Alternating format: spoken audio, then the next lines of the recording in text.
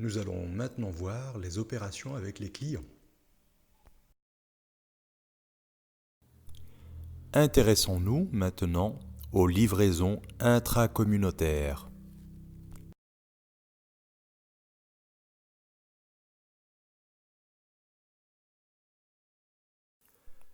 L'enregistrement d'une vente à destination d'un client européen, c'est-à-dire au sein de l'Union européenne, dépend de plusieurs paramètres. Tout d'abord, le client a-t-il fourni ou pas son numéro de TVA intracommunautaire? Donc là, il y a une alternative. Deuxième paramètre, le client, bien qu'européen, est-il issu d'un pays membre qui n'a pas opté pour l'euro? Donc là aussi, une alternative. Est-ce que la facture sera libellée en euros ou sera-t-elle libellée en devises? Sous-entendu qu'il y aura certainement des écarts de taux de change. C'est au vu de ces différents paramètres que nous allons maintenant détailler 4 cas de figure. Le premier cas de figure, le client a un numéro de TVA intracommunautaire et il est issu d'un pays utilisant l'euro.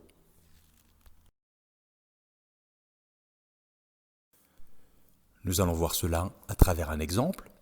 Le 15 août de l'année N, vente brute de 500 € avec une remise de 10%. Le net à payer par le client est donc de 450 €.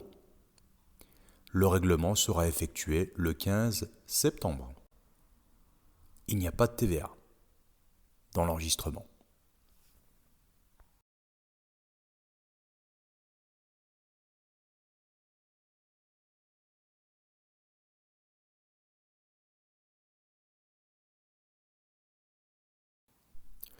Tout d'abord, il s'agit d'une vente, donc un flux physique sortant, c'est-à-dire un crédit. Les 450 € seront inscrites au crédit du compte 70, vente.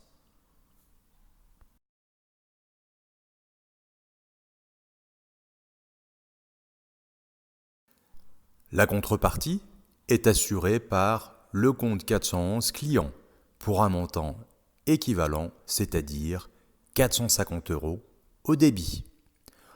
On respecte ainsi la partie double.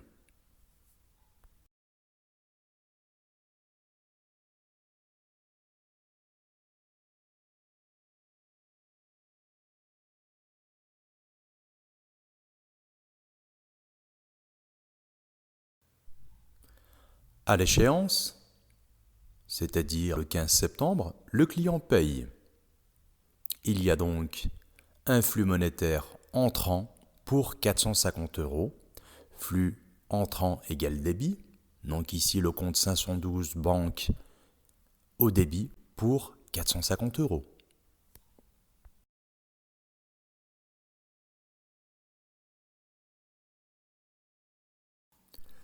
Le compte 411 client assure ici la contrepartie au crédit pour 450 €.